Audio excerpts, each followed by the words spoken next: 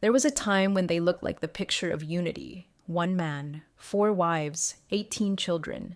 A dream that was supposed to be built on love, faith, and commitment. A family bound not just by blood, but by choice. But today, that dream feels like a memory, a faded photograph from a life that no longer exists. What started as a vision of spiritual togetherness eventually spiraled into heartbreak, resentment, and silence. And if you followed this journey from the beginning, you know exactly how painful that unraveling has been to witness. Hi friends, I'm Sophia, and welcome back to TLC's Sister Wives Reality. If you're someone who's been watching this family for years, or even if you just recently stumbled into their story, you're going to want to stick around for this one. Don't forget to subscribe, and please let me know in the comments, when did you start to see the cracks? Because today, or the fact that they were often treated as the newest and most protected additions, the dynamic felt unfair. In a plural family where blending is the goal, Robyn's children often felt like outsiders. No matter how many name changes, legal papers, or attempts at unity, emotionally, they were still on the periphery. Robyn, too, felt the sting of this rejection. Her fierce defense of her children only pushed the tension further. It was as if the more she tried to integrate them, the more the other wives and their children pushed back. She wasn't just fighting for her place in the family, she was fighting to make her children feel wanted, loved, and accepted. But for every attempt she made, there seemed to be a wall built higher and higher by the rest of the family. Meanwhile, Kody's relationship with his older children grew more distant. It was almost like watching him give up on them without saying the words. He never outright abandoned them, but his actions spoke volumes. His refusal to travel for important events like graduations or birthdays, or even just to spend quality time with them, left his children heartbroken. It wasn't just neglect anymore. It was a slow, painful estrangement. Garrison, one of Kody's older children, was especially vocal about his frustration. He didn't just feel rejected, he felt outright ignored, and as much as Kody tried to downplay it, the truth was undeniable. Garrison wasn't the only one struggling. The emotional rift was widening, and the more Kody turned to Robyn's household for comfort, the deeper the divide became. The love that once tied them all together had been replaced by resentment, isolation, and unspoken grief. What was meant to be a family full of harmony and love had turned into a battlefield. And as the walls grew higher, the hope of returning to what they once were seemed like an impossible dream. The emotional strain of this fractured family wasn't just confined to the adults. It was having a lasting and sometimes tragic impact on the children. With each passing year, the children watched as their parents, especially Kody, became more distant, more selective in their attention. Kody's withdrawal from his older children wasn't just a slight, it was a form of abandonment, and it carved deep emotional scars. Take, for example, Garrison's growing resentment toward his father. For years, Garrison tried to be the son Kody wanted him to be. He followed the rules, tried to be a good kid, but he was always left in the shadows.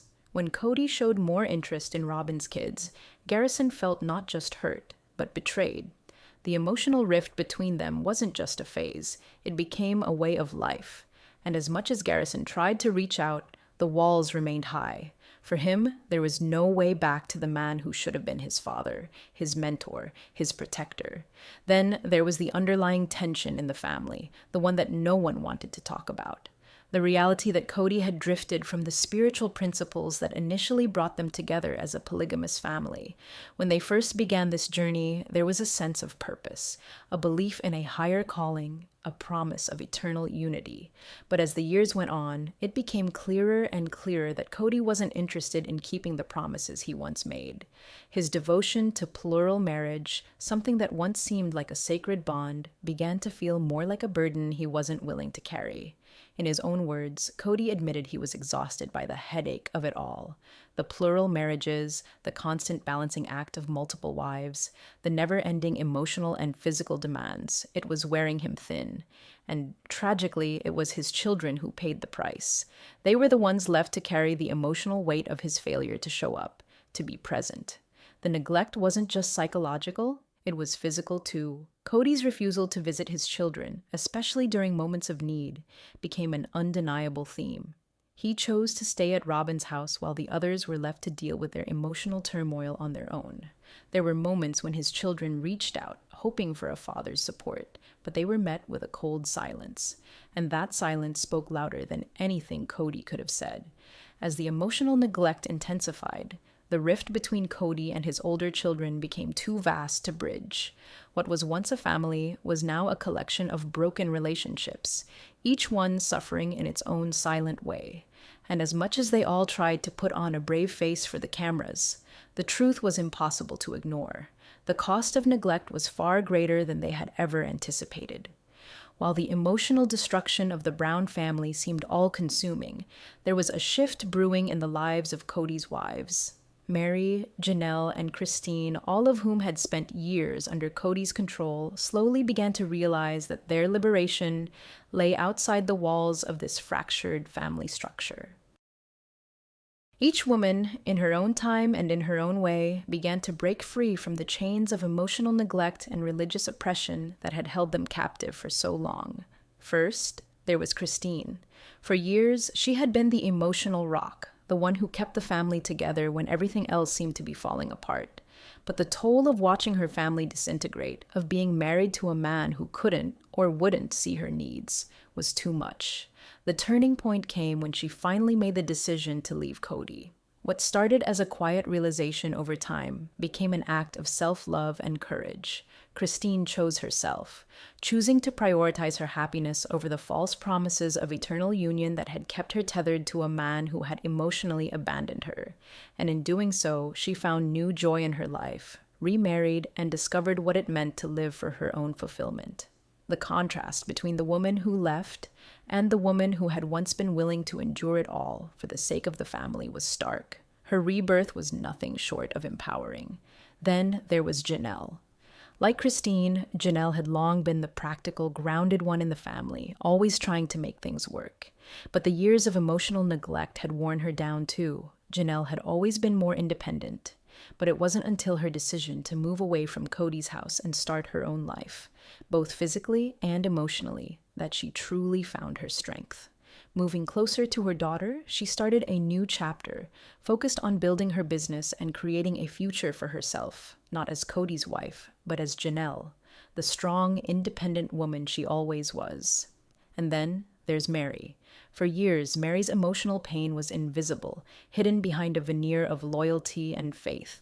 But the years of neglect, the constant emotional roller coaster, and the realization that Kody's affection was always divided among other women, finally pushed her to her breaking point. Her journey was the slowest, perhaps because she was so deeply entrenched in her own beliefs and hopes for a family that could still be healed. But when she finally accepted that Kody would never give her the love or validation she needed, she let go. It was a painful and long road, but her final break from Kody marked the beginning of a new life for her, a life where her self-worth wasn't tied to her role in a polygamous marriage. These women's journeys weren't just about finding new partners or new homes. They were about finding themselves again. They each had to reinvent their identities and redefine their lives outside the walls of Kody's manipulation. The liberation they sought wasn't just physical. It was emotional, spiritual, and personal. It was a freedom that allowed them to heal, to thrive, and to be the women they were always meant to be. By the time these women had made their exits, there was no looking back. They had spent years being ignored, manipulated, and emotionally abused, but they were finally reclaiming the lives they deserved. Their journey from polygamy to self-empowerment was one of the most painful yet powerful arcs in the show. It was a reminder that sometimes breaking free is the only way to truly heal. There's no way to sugarcoat it. The death of Garrison Brown was a tragedy that cast a long, dark shadow over the already fractured Brown family. Garrison, Kody's son from his marriage to Janelle, had already been a symbol of the generational divide and the strain that had slowly crept into the family dynamics. He had grown up under the scrutiny of a polygamous household, witnessing firsthand the complexities and emotional turmoil that came with it. The tension between Kody and his children, particularly Garrison, was impossible to ignore. For years, Kody had shown favoritism toward his younger wives and their children, while the older kids, including Garrison, felt increasingly sidelined. Garrison, like many of the older children, became disillusioned with the family's structure.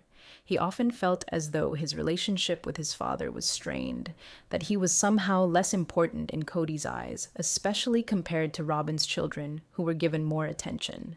But when Garrison passed away unexpectedly, the family was forced to confront the deep emotional scars that had been left unhealed for so long. His death wasn't just the loss of a young man, it was a loss that highlighted the tragic cost of Kody's emotional neglect and the dysfunction that had plagued his relationships with his children.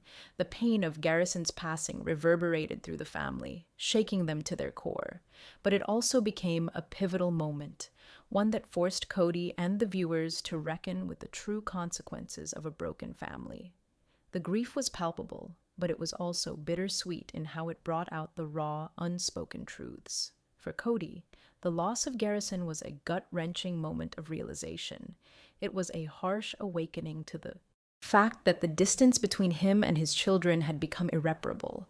No longer could he deny that the emotional distance that had grown between him and his older children had consequences, real, painful consequences.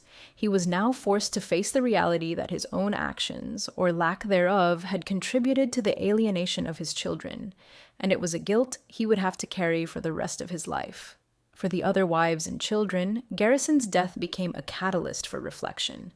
It was impossible not to question whether things might have been different if the family had been more united, more emotionally present for each other.